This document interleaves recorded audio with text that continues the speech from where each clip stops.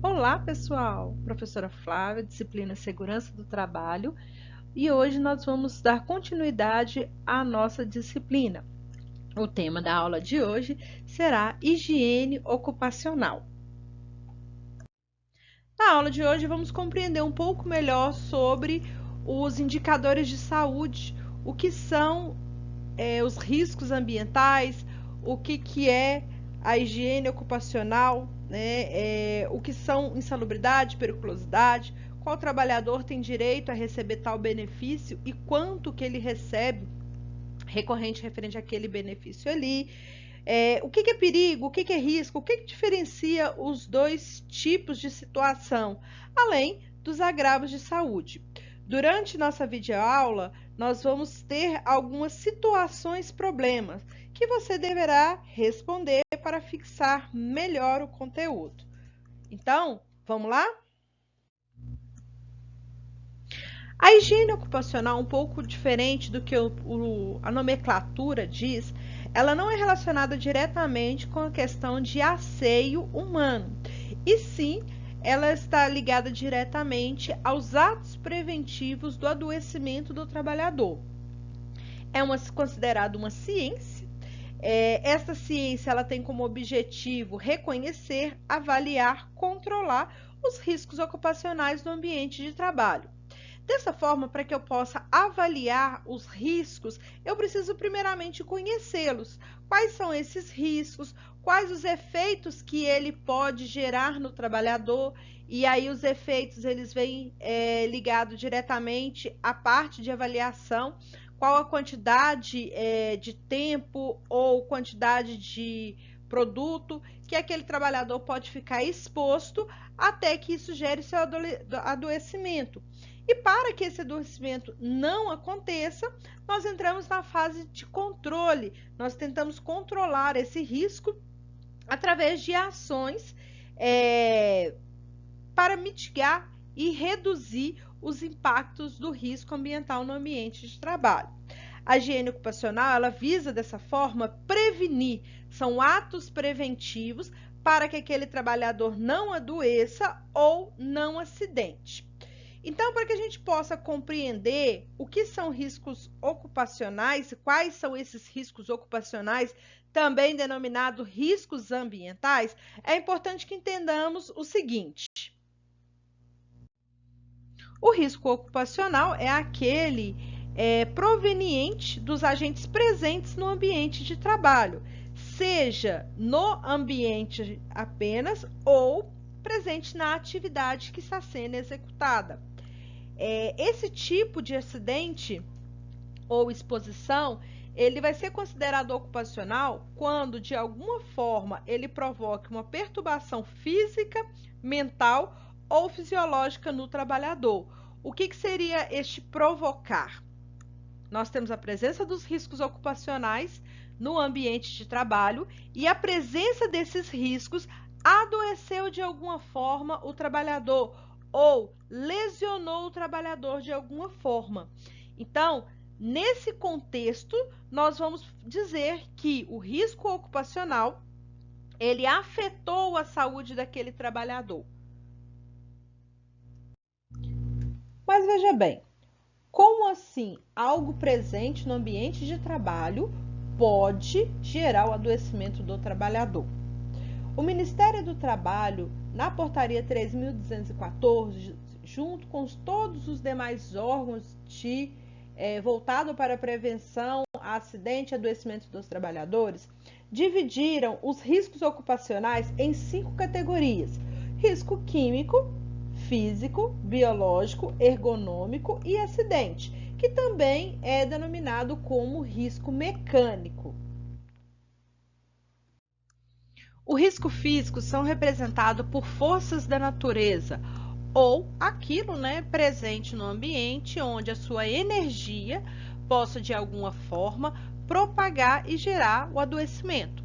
Como, por exemplo, temos o ruído em uma grande concentração, a norma diz que acima de 80 decibéis, uma exposição sequencial de 8 horas diária, ela poderá gerar a surdez ocupacional no trabalhador.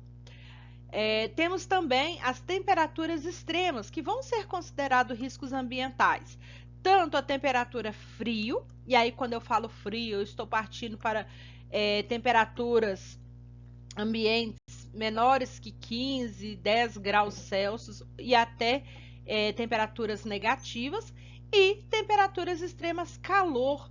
E aí eu já vou falar aí temperaturas superiores a 50 graus, que são temperaturas encontradas em certos ambientes, onde existe a presença de máquinas, onde existe a presença de grandes motores, ou até mesmo quando a gente tem a presença de alto forno, caldeiras e por aí em diante. Temos também as radiações ionizantes e não ionizantes, então aquelas presentes na decorrência da exposição de matérias radioativas ou na própria radioatividade do Sol, pessoas que trabalham expostas diretamente aos raios UV. Vamos ter ali calor e frio, como já foi dito, pressão anormal, né, que são as pressões hiperbáricas, umidade excessiva, entre outros mais. Essas exposições elas vão adoecer os trabalhadores no decorrer de sua vida. Então, exceto algumas situações muito específicas, como por exemplo o ruído. O ruído, nós temos 3 tipos de ruído, que é o ruído contínuo, o ruído intermitente e o ruído de impacto. O ruído de impacto são grandes explosões. Esse vai gerar a surdez permanente no exato momento em que ele acontece. Isso porque o nosso aparelho auditivo, ele é um conjunto, e dentre esse conjunto existe a membrana timpana, que é como se fosse uma pequena película. Essa membrana, ela pode se romper na presença de grande ruído, ou um ruído de grande intensidade, porque as ondas sonoras, elas vão agir com grande pressão no aparelho auditivo daquela pessoa. Mas somente o ruído de impacto que vai gerar essa surdez imediata no trabalhador. O contínuo e intermitente são ruídos que durante algum período de exposição vai gerar esse adoecimento. E as áreas afetadas, elas podem ser diversas. Por exemplo, a vibração, na maioria das vezes, ela pode atingir os músculos e tendões, devido ali, né, à absorção dessa vibração. O frio excessivo, ele vai atingir mais as partes expostas ou partes periféricas, como a ponta do nariz, da orelha, dos dedos. O calor, ele também vai afetar tanto o corpo inteiro quanto a partes que estão expostas. Então, dessa forma, vai depender muito de que forma que aquela energia ela está se propagando, a quantidade a qual aquela energia se propaga e também o tipo de energia que aquele trabalhador está exposto. Qual dos riscos físicos, né, qual das unidades do risco físico que aquele trabalhador está exposto.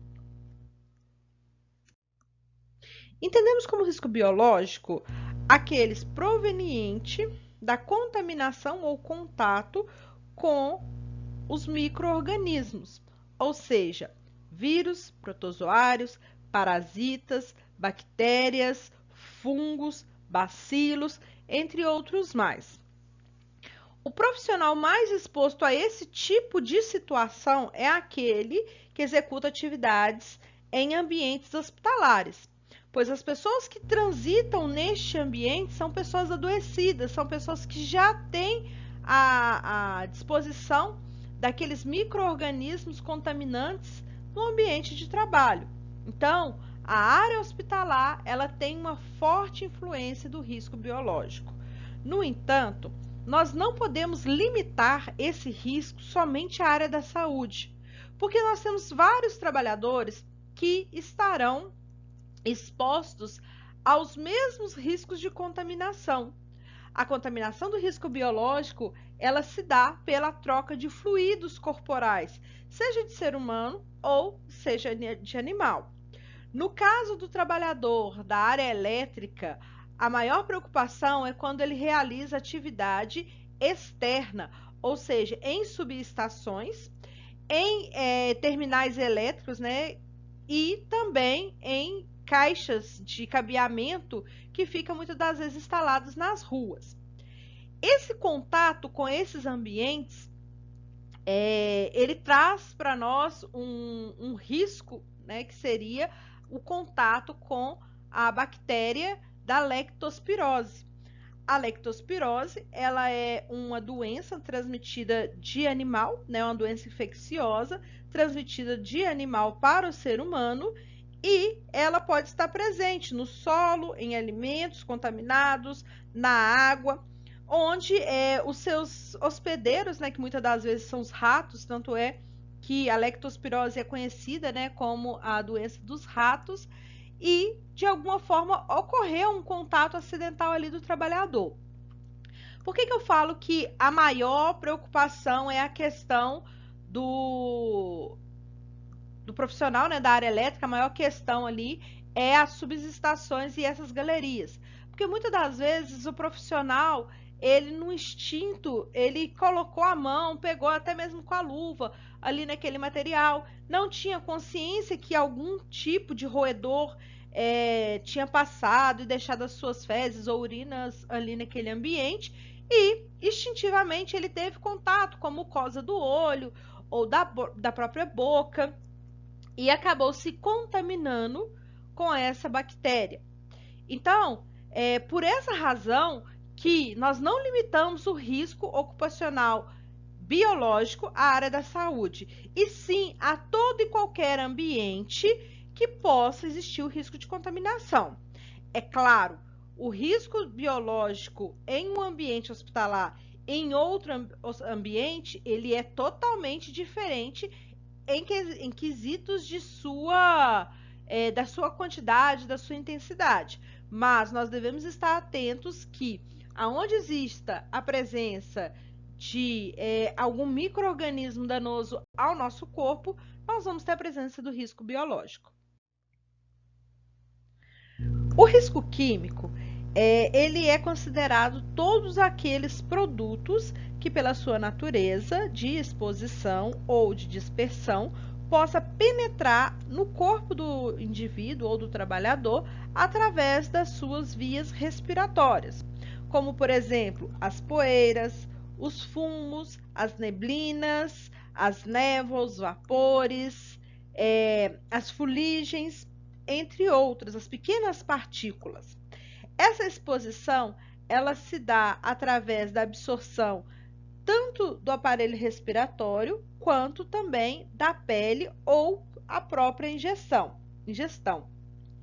A inalação dos vapores e poeiras, elas podem ser resultado de doenças respiratórias, né? Ou elas podem levar a doenças respiratórias e também do sistema nervoso central, doenças do rim e doenças do fígado, e até mesmo alguns tipos de câncer.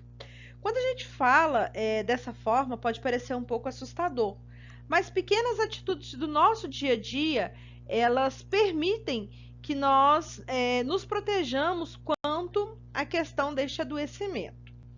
Um item que é importante chamar a atenção de vocês quanto à contaminação é a exposição do risco químico gases, né? Ou fumo de gases, né? Que é quando você vai abastecer o veículo no posto de gasolina. Muitas pessoas não têm o hábito de descer da moto, né? E aí, principalmente, as motocicletas não têm o hábito de descer da moto para fazer o abastecimento. E nesse contexto, a pessoa fica em cima do tanque, que está vazio de líquido, mas está cheio de gases. Ela fica sentado aspirando aquele gás enquanto o frentista faz o abastecimento do veículo. Para a pessoa, né, que está fazendo esse abastecimento uma vez por semana ou menos, o adoecimento ele pode acontecer, mas ele vai acontecer de uma forma mais tardia. Agora, aquele trabalhador que está exposto, fazendo absorção pelo aparelho respiratório desses gases, diariamente durante longos períodos, este sim, ele pode ter o adoecimento de sua medula, que vai ser denominado como a leucemia, né, que é o câncer do sangue, câncer de medula, e no decorrer da sua vida ele vai perdendo a sua qualidade de vida, né? Então, ou seja, ele pode desenvolver um câncer. Outro item muito relacionado, que hoje se vê falar menos, mas em décadas atrás foi extremamente agressivo, foram as poeiras. Quem nunca ouviu falar de silicose, né? A silicose é um adoecimento ocorrido pela respiração contínua do pó de quartzo ou a sílica, também denominado aí, né, como a doença dos mineiros. Então, esse adoecimento ele pode facilmente ser controlado, porque são exposições que estão diretamente ligadas na execução da atividade. Eu posso fazer o abastecimento de uma moto sem que eu fique sentado ou sem que eu fique muito próximo daquele tanque, sem que eu respire aquele vapor de gasolina. Eu posso trabalhar em uma mineradora utilizando equipamento de proteção, filtros respiratórios, para que eu não respire aquela poeira. Entre os demais itens que estão presentes aí. As doenças ocupacionais relatadas a princípio, né, todas elas estão ligadas, ou a grande parte dessas doenças estão ligadas ao risco químico, como, por exemplo, antes de Cristo, na Europa, nós tivemos aliás, perdão, na época da Revolução Industrial na Europa, via-se muito trabalhador adoecendo, né, era chamada doença do chapeleiro, que é o câncer de escroto, proveniente da aspersão dos pós presentes nas chaminés na Inglaterra, né? Ou tivemos também o adoecimento de trabalhadores, também algumas décadas atrás, por causa da presença do mercúrio, né, que gera uma doença chamada saturnismo. Os trabalhadores acabavam aspirando aquele fumo do mercúrio, né, aquele gás proveniente do manuseio do mercúrio, e acabavam tendo aí, né, essa doença chamada saturnismo, que ataca diretamente o sistema nervoso central. Já o risco ergonômico, ele está ligado diretamente com as questões organizacionais da empresa e também com os hábitos aos quais os trabalhadores têm durante a execução de suas atividades. Então, podemos entender como risco ergonômico o levantamento de peso excessivo, a força física, posturas inadequadas, o controle rígido de produção, o estresse, o trabalho em períodos noturnos ou longas jornadas de trabalho, a monotonia, a repetitividade, entre outras mais. Quando nós falamos desses riscos, eles parecem até um pouco absurdos, mas eles são responsáveis por grande parte dos afastamentos por doenças, tanto emocionais, né, que dentro da ergonomia nós tratamos como psicossociais ou psicossomáticas, que são a depressão, a síndrome do pânico, os distúrbios alimentares, as gastrites, as úlceras, entre outras mais. E também físicos, né, que nós temos as doenças relacionadas à postura, a excesso de peso, que pode levar à lombalgia, cervicalgia, as inflamações que seriam a tendinite, a tenossinovite, que são doenças relacionadas ao meu corpo. Nós denominamos essas de DORT, doença osteomuscular relacionado ao trabalho. Ou seja, quando o risco ocupacional ele pode afetar meus músculos, ossos e tendões.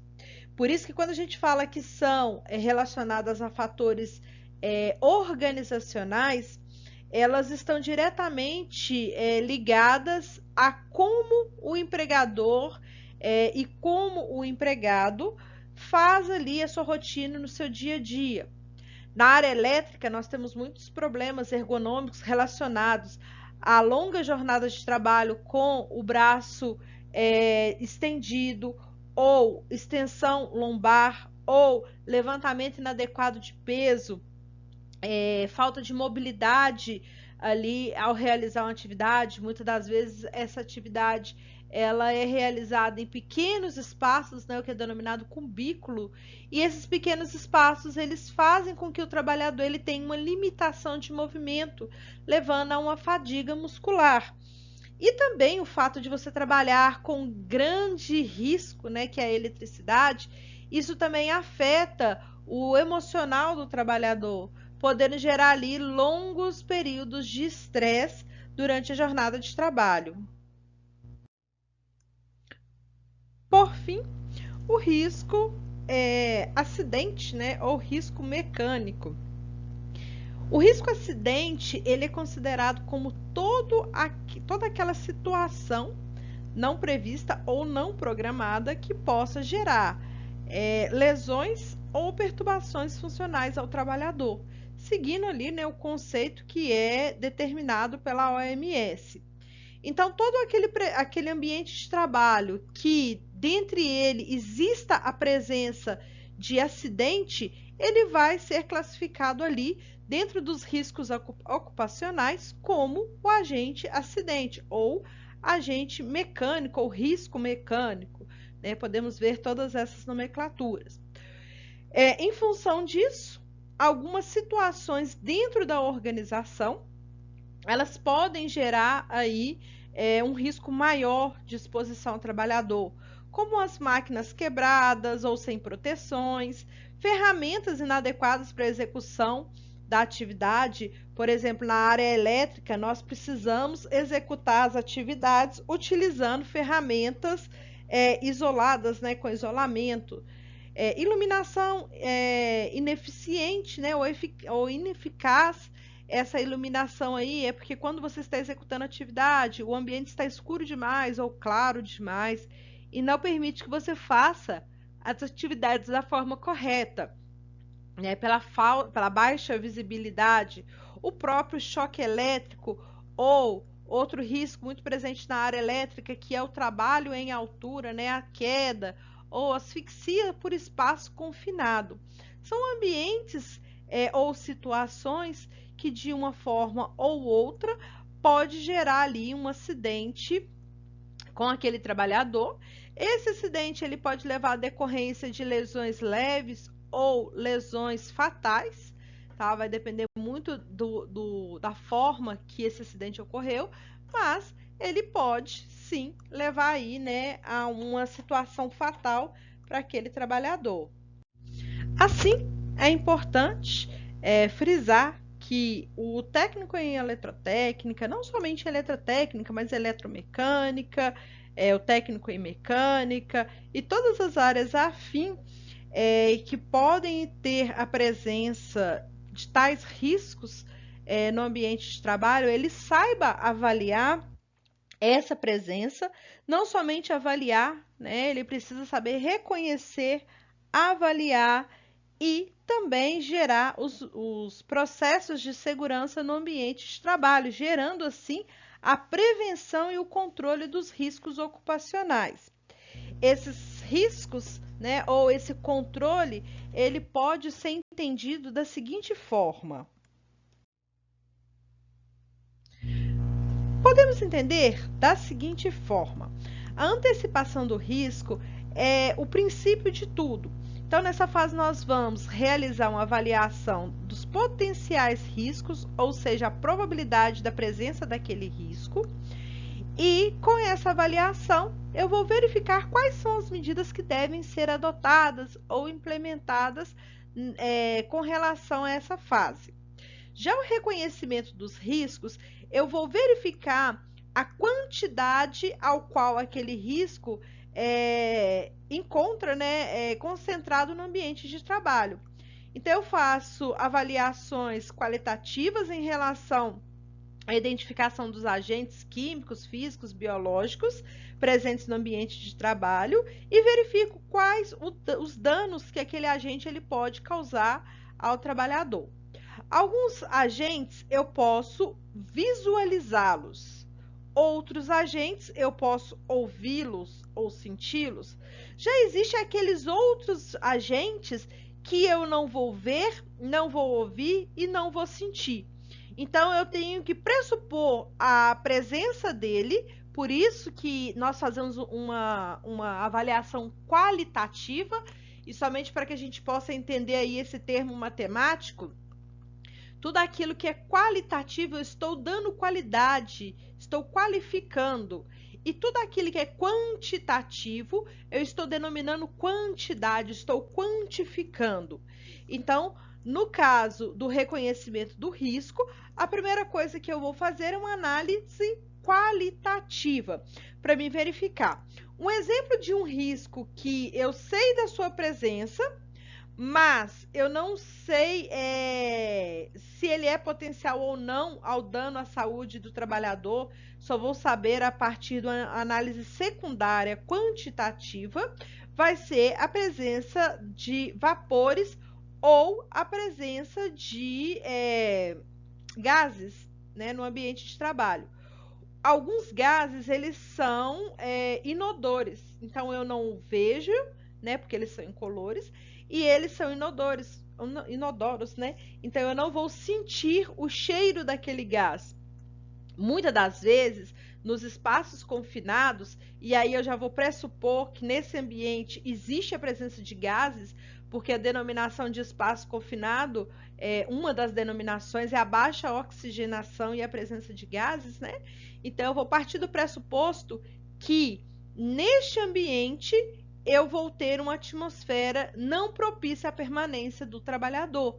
Então, eu sei que eu preciso fazer uma medição, porque aquele ambiente existe um risco potencial de gases asfixiantes. Já na fase de avaliação dos riscos, a avaliação quantitativa dos riscos, ela vai começar a partir do pressuposto que, através de equipamentos de medições, eu vou verificar a presença daquele risco em quantidade, né?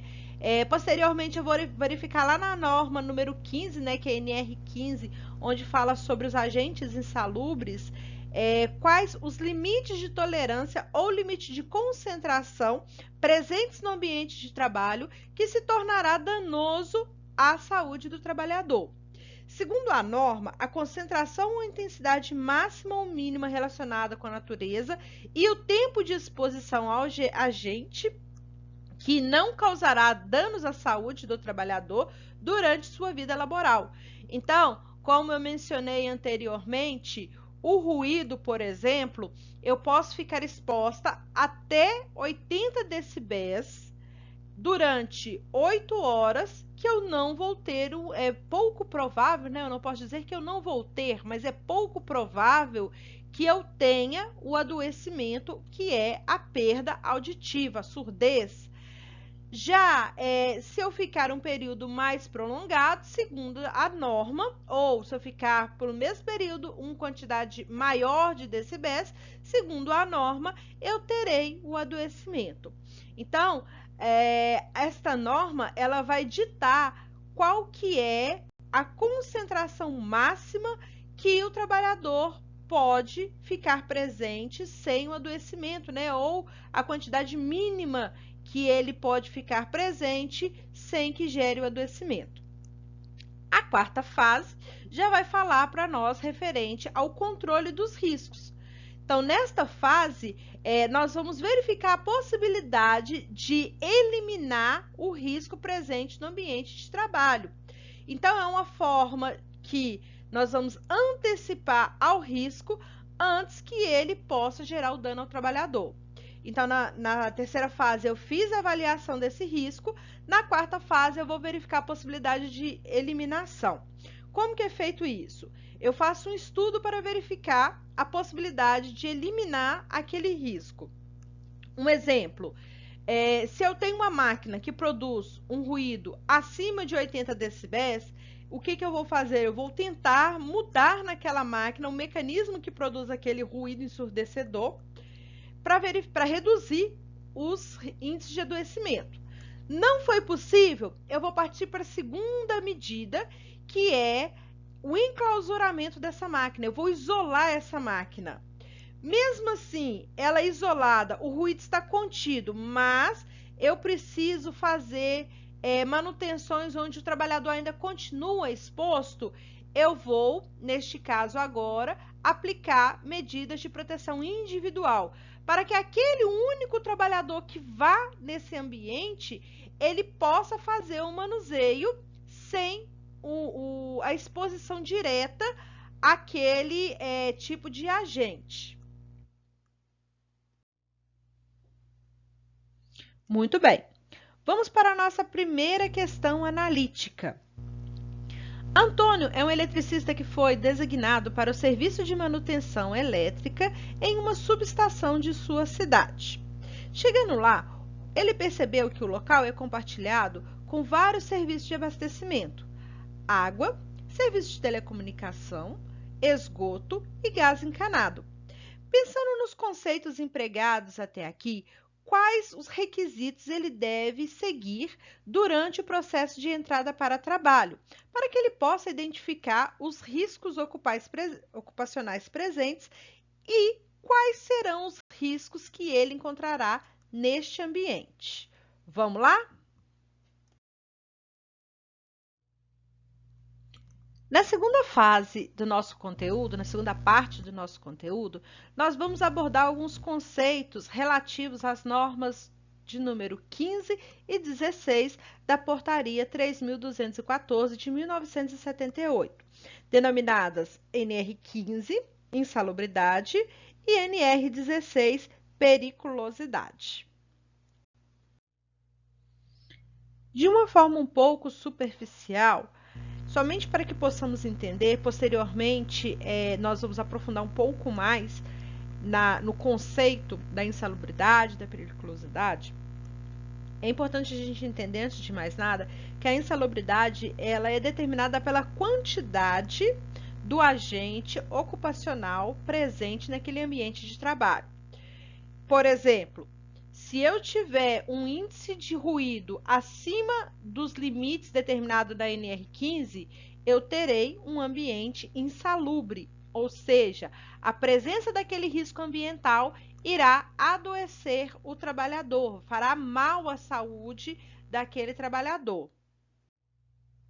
Já a periculosidade é quando a atividade, ela de alguma forma apresenta um risco inerente à segurança do trabalhador, ou seja, a presença do risco, ela potencializa a capacidade ou a probabilidade daquele trabalhador, ao executar a atividade, ele ir a óbito. Vamos entender um pouquinho melhor o conceito de perigo e risco, para que a gente possa compreender melhor a questão da periculosidade, ou também, né, da insalubridade. O risco, ele é a probabilidade ou a chance de lesão ou morte causada por dada situação. Por exemplo, eu corro o risco de me acidentar caso eu beba e dirija. Ou seja, eu tenho a consciência que, após ingerir bebida alcoólica, se eu pegar o volante, as minhas funções cognitivas, elas estarão alteradas e sim, eu corro o risco de ter um acidente veicular. Dentro de perigo e risco, existem outros fatores que dentro da segurança, eles vão caracterizar o acidente. Por exemplo, eu sei do risco que o eletricista ele está exposto ao manusear a rede energizada. No entanto, se esse eletricista ele realizar essa atividade sem a utilização dos mecanismos de segurança, o risco de uma lesão ou morte dele é inerente, ou seja, é inevitável. Então, o risco, ele é a chance potencializada de um determinado evento acontecer.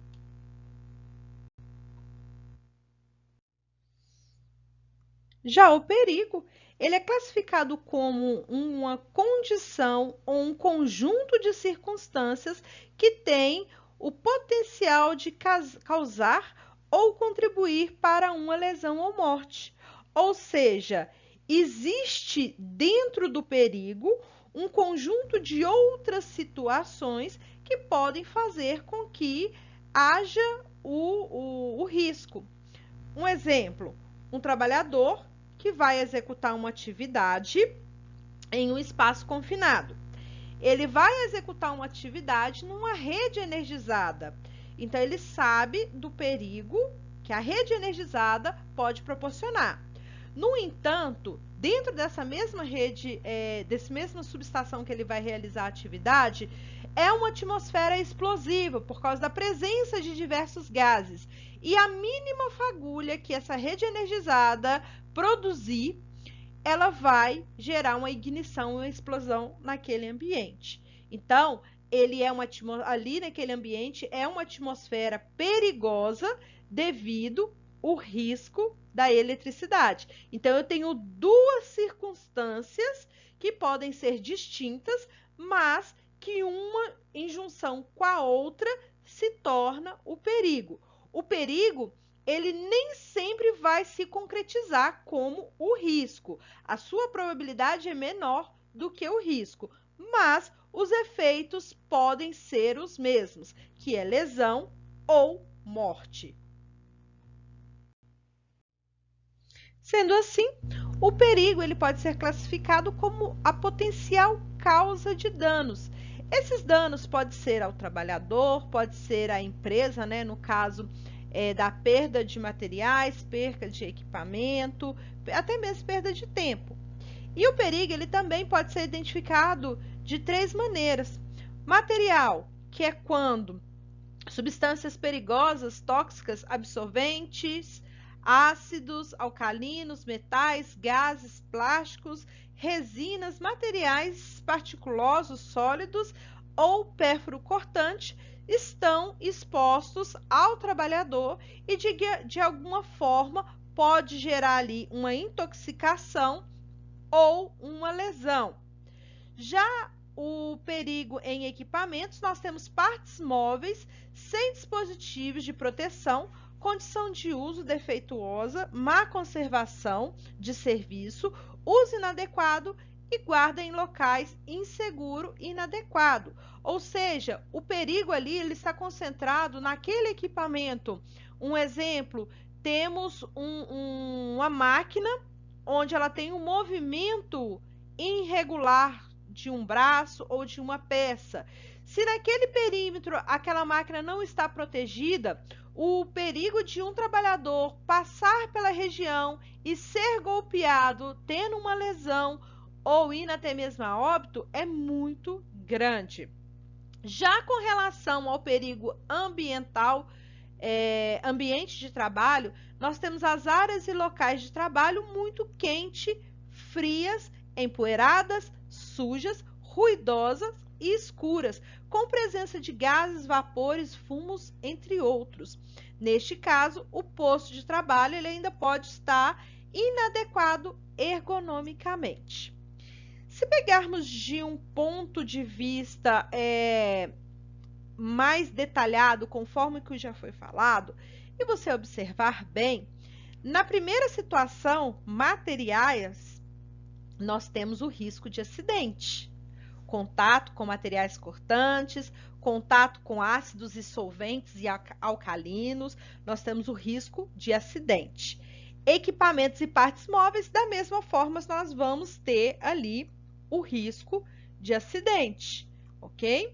Já no terceiro item, ambientes de trabalho, nós temos a presença do risco físico, quando nós falamos de ambiente quente demais, frio demais. Temos a presença de risco químico, quando a gente fala de presença de poeiras. Temos a presença do risco físico, quando falamos de ambiente ruidoso. Temos a presença do risco ergonômico, quando falamos aí da iluminação inadequada do ambiente. Quando falamos da presença de gases, voltamos a falar do risco químico. Vapores e fumos também estamos falando do risco químico. E o próprio nome, ele já diz, né? Posto de trabalho inadequado ergonomicamente. Novamente, a presença do risco ergonômico. Então, o perigo, ele está ligado diretamente aos fatores ambientais. O risco também. Mas, neste contexto, é possível observar de uma forma mais profunda que nessas três esferas nós temos o risco ambiental fortemente empregado nas situações. E podemos citar também, né, continuando a mesma contextualização, que nós vamos ter trabalhadores, falta ou insuficiência de capacitação inerente de políticas de segurança, fadiga, uso de drogas e álcool, pressão no trabalho, assédio moral, carga de trabalho excessivo, etc. Novamente, nós temos aí o risco ambiental ergonômico, ou seja, quando eu falo dos trabalhadores, o meu perigo aqui, ele está focado na questão organizacional. Sistema de trabalho, fatores relacionados ao sistema de trabalho, conteúdo de organização do trabalho e gerenciamento cultural da organização. Voltamos novamente a falar do risco ergonômico, quando falamos das questões organizacionais do ambiente de trabalho e os perigos pelo qual a falha de organização pode acarretar. Sendo assim, podemos concluir que o risco ele é uma decorrência da junção entre perigo e exposição, sendo que perante aquela situação, o perigo ele pode ser controlado e pode ser evitado. No entanto, se este perigo existe e eu ainda vou aliar a exposição do trabalhador a ele, consequentemente, eu terei o risco e a probabilidade de um acidente ou uma lesão, ela se torna inerente. Pergunta de número 2. Ainda levando em conta a análise feita na questão anterior sobre a atividade que Antônio irá executar dentro de uma subestação em sua cidade. Lembrando que a atividade de Antônio ela é direcionada totalmente para a manutenção elétrica, mesmo que o ambiente que ele esteja tenha a presença de outros tipos de mecanismos aos quais não é de sua responsabilidade o manuseio. A questão é, você vai analisar essa situação e me informar quais são os perigos e quais são os riscos que ele encontrará dentro deste ambiente e durante a execução de sua atividade. Vamos lá?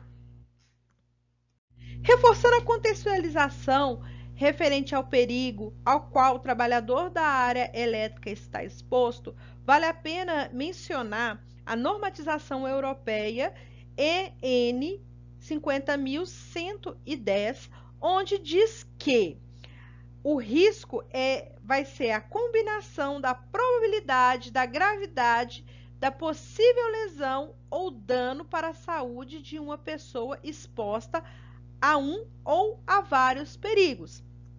Ou seja, o trabalhador que faz a manutenção elétrica, ele não está exposto apenas à eletricidade, mas ele está exposto à eletricidade, ele está exposto a diversos animais peçonhentos presentes no ambiente onde ele possa estar realizando aquela atividade. Ele também estará exposto a agentes ambientais do clima, né?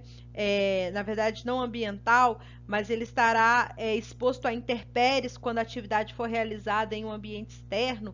Ele poderá também estar exposto aos riscos químicos, físicos, ergonômicos, no geral, e acidentes secundários, como, por exemplo, queda de altura, intoxicação, como já foram mencionados anteriormente.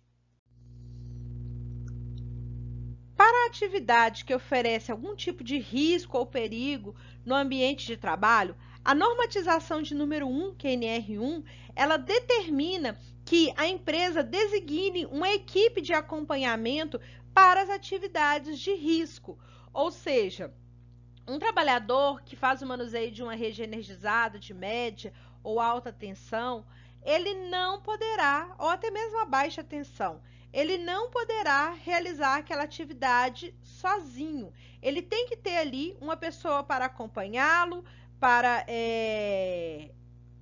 instruí-lo e até mesmo no caso de uma emergência é quem vai lhe dar ali o suporte e primeiros socorros.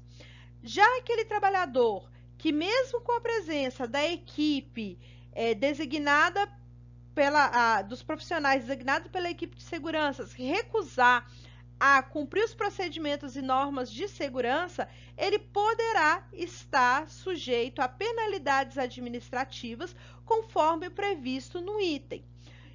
Essa recusa, ela é classificada como ato inseguro, ou seja, eu tenho a consciência que se eu fizer determinada atividade perante um risco, eu posso me acidentar, mas eu opto por não fazer. Então, nesse caso, a empresa ela não pode negligenciar a segurança dessa empresa.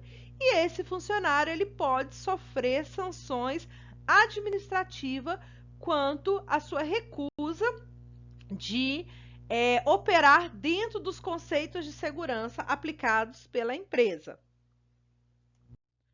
Conforme o item 1.4.2.1, constitui auto faltoso a recusa injustificável do empregado ao cumprimento dos dispositivos da linha do subitem anterior, que mencionava a aplicação dos requisitos de segurança ao executar a atividade e também cumprir as demandas da equipe de segurança designada para acompanhá-lo. Desta forma, a norma ela prevê que o trabalhador ele tem que realizar os procedimentos de segurança recomendado pelo empregador. No entanto, ele da mesma forma fala que no item 1.4.3, o trabalhador poderá interromper suas atividades quando constatar uma situação de trabalho onde, a seu ver, envolve um risco grave e iminente para a sua vida e saúde, informando imediatamente ao seu superior hierárquico. Ou seja, caso o trabalhador identifique que perante a atividade exista um risco grave, gravíssimo, inerente à sua segurança, ele poderá interromper sua atividade, executando também o seu direito de recusa. Mas ele primeiramente tem que comunicar a seu supervisor hierárquico os motivos pelos quais ele está se recusando a realizar aquela atividade. Já no item 1.4.3.1, já quando comprovada a situação anteriormente mencionada, não poderá ser exigido a ele que volte a realizar a atividade enquanto as medidas de segurança não sejam adotadas, ou não sejam feitas as correções. Como que eu posso exemplificar tal situação?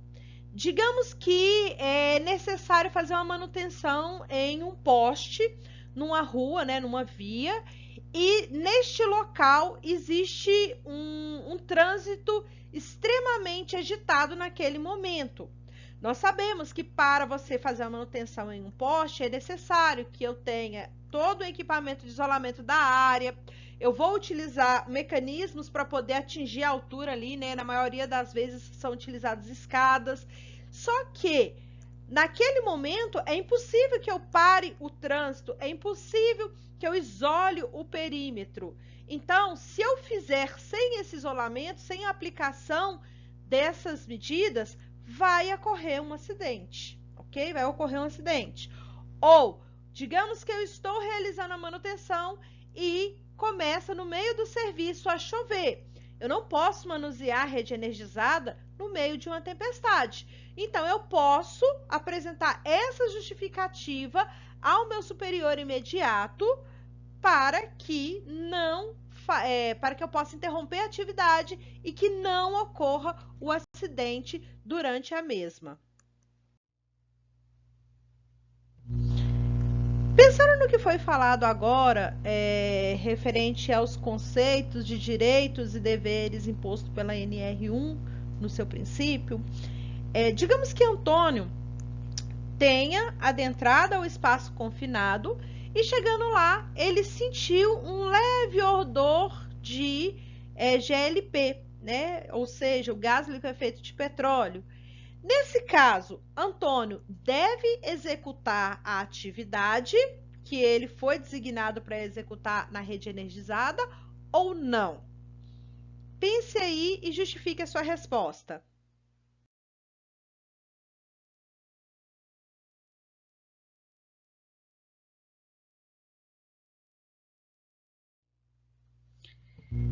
Conforme podemos observar aí, a lesão ela pode ser causada por um conjunto de situações que vão desencadear aí, né? Ou vão ser desencadeadas pelo perigo ou pelo risco. Tais situações, elas podem ou não estar sob o controle do homem. A última situação que eu mencionei para vocês é um exemplo claro disso. Eu posso ter um problema no trânsito e isso está dentro do meu controle de fazer alterações. Eu posso pedir a parada provisória daquele trânsito ali, junto aos órgãos responsáveis pelo controle de tráfego de trânsito. Eu posso pedir para que o trânsito seja desviado ou para que seja feita uma parada, pois aquela manutenção elétrica naquele momento é extremamente importante e necessária. Mas eu não posso pedir para parar de chover. Bem, pedir eu posso, mas eu não consigo controlar os intempéries, né, o clima. Então, eu vou ter que aguardar. Perante essas situações, é fundamental que nós tenhamos a consciência da atitude que nós vamos adotar perante tais situações.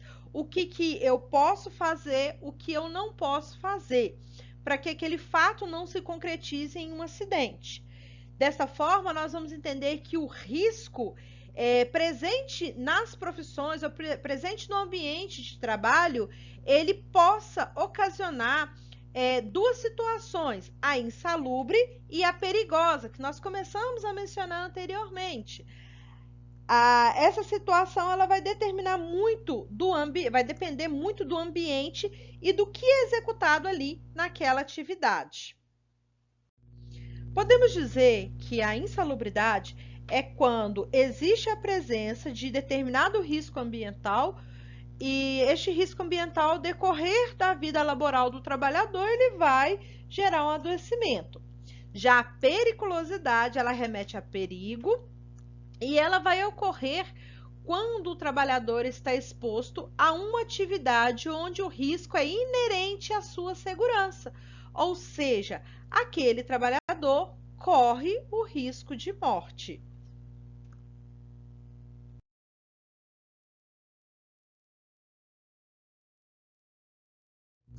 Essa denominação, ela fica bem explícita na NR15, né, da Portaria 3.214, que é determinada a insalubridade.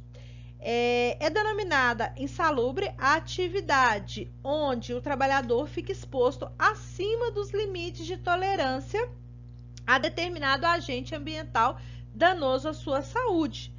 Vai ser considerado operações insalubres aquelas que são desenvolvidas na presença dos riscos químicos, físicos e biológicos, acima dos limites de exposição.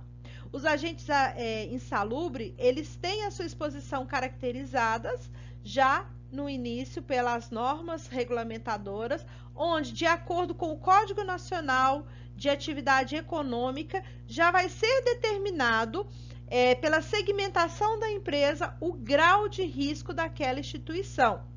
Esse grau de risco ele vai determinar o monitoramento e o desenvolvimento dos programas de controle aos riscos ocupacionais dentro da empresa. É claro que seguindo o cronograma de atendimento, de avaliação e as ações a serem adotadas no Programa de Gerenciamento de Risco, denominado PGR.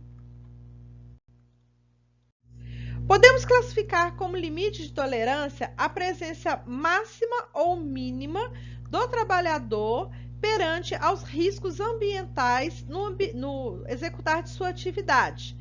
Essa exposição levará em consideração o tipo de risco ao qual ele está exposto e a duração da sua atividade, além da duração da sua vida laboral, o tempo de exposição que aquela pessoa fica presente naquela atividade.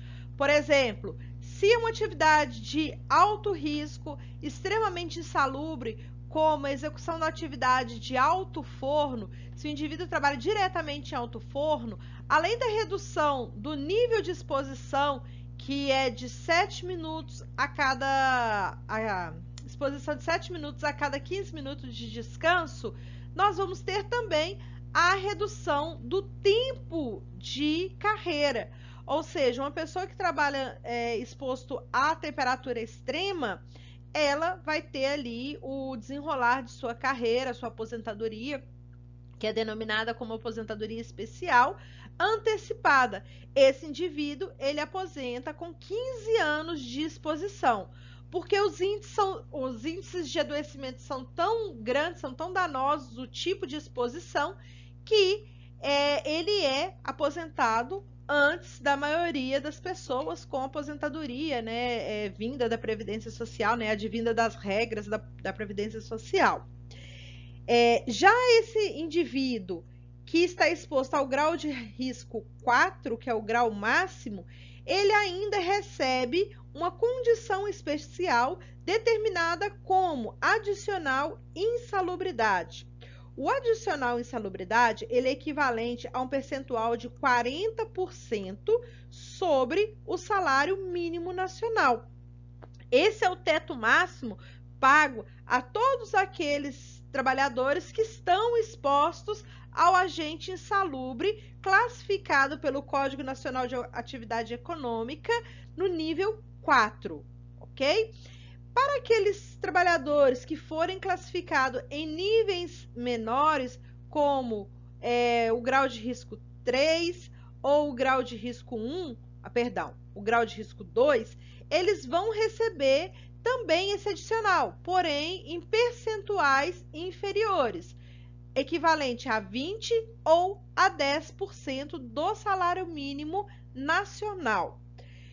Sendo assim, o trabalhador que tem esse risco de adoecimento, ele, além de ter aposentadoria especial ou a aposentadoria antecipada por estar presente ao risco, ele ainda recebe mensalmente como acréscimo no seu salário um percentual condizente ao risco de exposição insalubre da empresa, sendo de 40%, 20% ou 10% do salário mínimo. Classifica-se como atividade perigosa para fins de atendimento à normativa 16, periculosidade, todas aquelas atividades que colocam o trabalhador em risco inerente, ou seja, aquela atividade que por sua natureza ela apresenta um risco à vida do trabalhador. Essa traz a responsabilidade para o empregador de caracterizar ou descaracterizar a ocorrência do perigo dentro da atividade ou da empresa, mediante a apresentação de um laudo técnico que deve ser realizado pelo engenheiro de segurança e pelo médico do trabalho que prestam serviço para tal empresa. A NR16, ela caracteriza algumas atividades como atividade de transporte de carga inflamável, atividade de militares, atividade em rede de alta tensão, como atividades perigosas.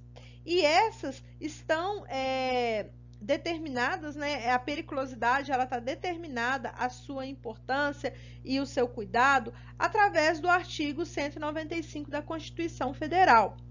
Eu vou classificar as 3 profissões citadas como de alta periculosidade e classificá-las dentro desse risco pela seguinte forma: como que eu vou saber se uma atividade ela é perigosa ou se ela é insalubre? Se ela adoece o meu trabalhador, ela é insalubre. Ponto. Se ela causa um dano e morte, na menor possibilidade ela possa gerar essa morte para o trabalhador, ela é perigosa. Transporte de inflamáveis.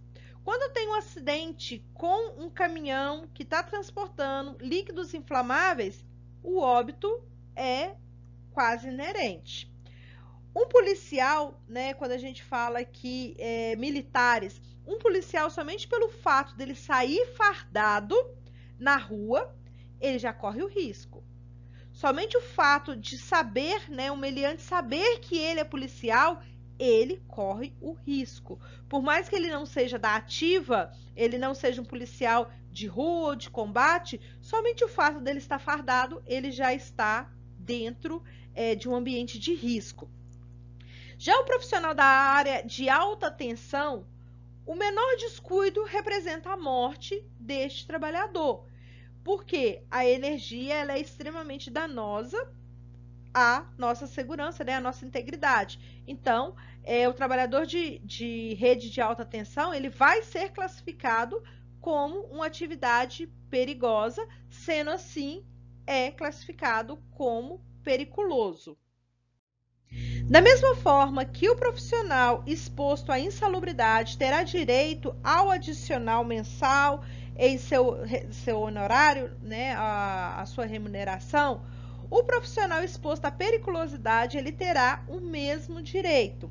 No entanto, o profissional exposto à insalubridade pode receber de 10, 20 ou 40% do salário mínimo. Já o profissional exposto aos perigos, né, a periculosidade, classificado como atividade perigosa, ele receberá 30% do salário da categoria local. Ou seja, caso aquele trabalhador ele esteja classificado como um trabalhador que recebe a insalubridade, ele, referente ao salário da categoria, ele vai receber os 30%. Exemplo, se um profissional ganha um salário mínimo e trabalha numa atividade insalubre, ele vai receber, hoje com o salário mínimo a R$ 1.200, né, vamos arredondar, ele vai receber ali, caso a gravidade da sua atividade seja grau máximo, grau 4, ele vai receber R$ 480 no seu salário. Já o profissional exposto na periculosidade, se ele tiver recebendo aí o benefício sobre um salário mínimo, ele vai receber R$ 360. E pode parecer uma coisa meio lógica, você receber, né, um salário mínimo, 480, um salário mínimo, 360, e aí fica aquela incompatibilidade.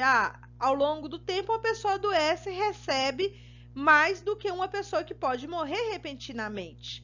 Só que, devo alertar, é sobre o salário de categoria que é pago a periculosidade.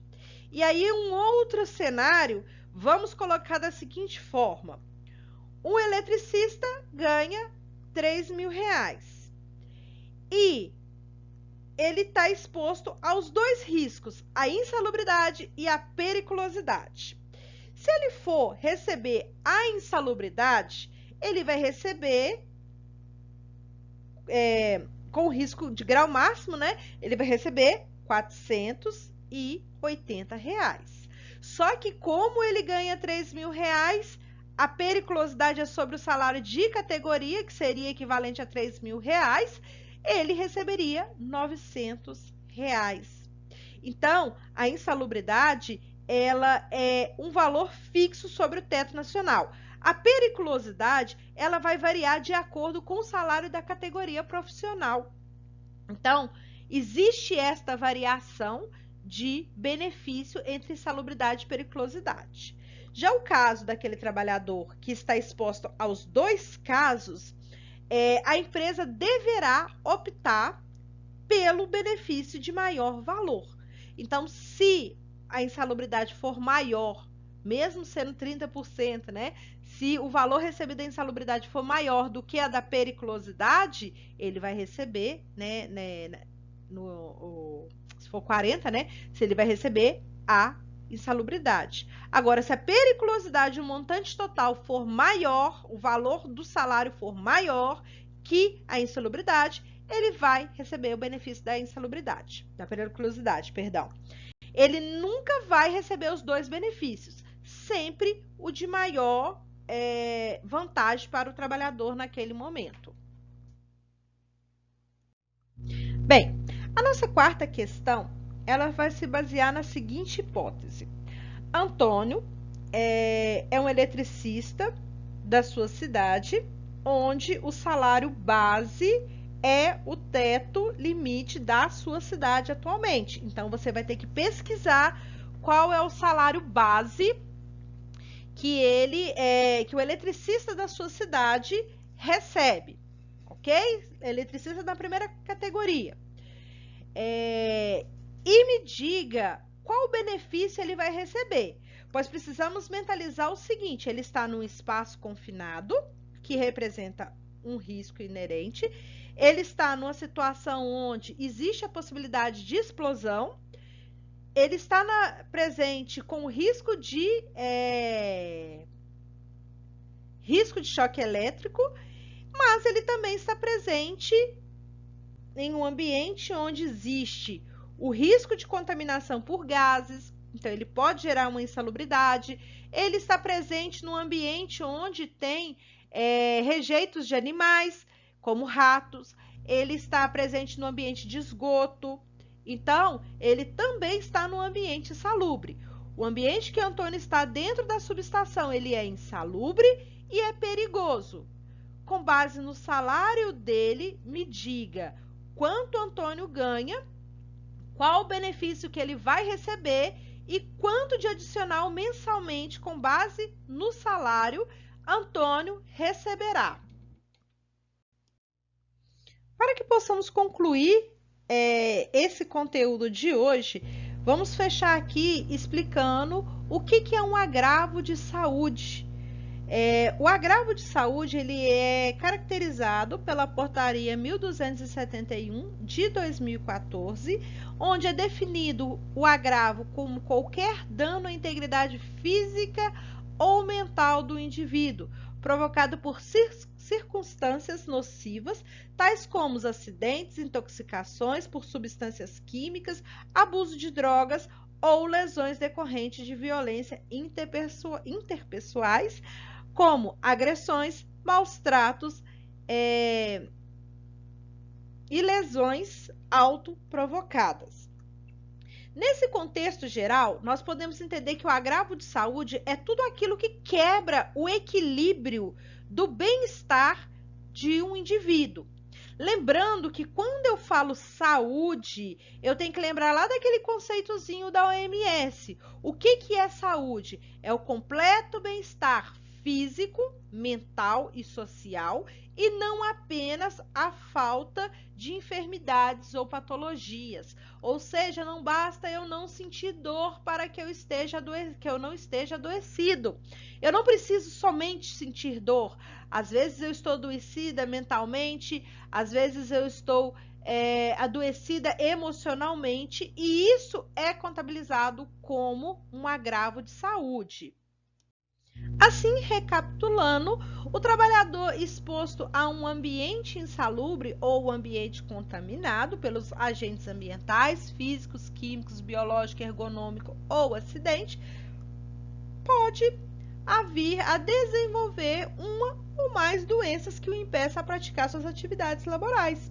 Sendo assim, quando esse adoecimento ele ocorre, nós devemos recorrer a tratamentos de saúde e esse trabalhador será afastado das suas atividades laborais, podendo voltar apenas após tratamento daquela enfermidade, seja ela a qual foi desencadeada pelaquele ambiente. Concluindo, toda a exposição do trabalhador aos agentes ambientais, elas têm que ser precedidas a uma análise de risco, e os agentes causadores têm que ser controlados ou evitados através das medidas de proteção individual e também as medidas de proteção administrativa. Uma vez que esse trabalhador ele adoece, né, ele entra num quadro de adoecimento, toda a sua infraestrutura ela é abalada, porque desequilibra a estrutura social, desequilibra o mundo do trabalho daquele indivíduo, porque ele fica inseguro perante a necessidade de se afastar do seu posto de trabalho, ele perde qualidade de vida, porque a sua remuneração ela acaba sendo afetada, né? Por exemplo, se o indivíduo ele recebe comissão, precisou afastar para treinamento, é um valor que ele não vai receber do INSS por estar afastado, né? Além de provocar o sofrimento e até mesmo a morte do indivíduo perante o tipo de situação a qual ele foi exposto. Dessa forma, eu encerro aqui a nossa videoaula desta semana. Façam as atividades propostas nesta videoaula. O link vai ficar disponível para vocês aqui no canal. Peço que qualquer dúvida ou comentário que vocês tiverem a fazer, façam na aba comentário.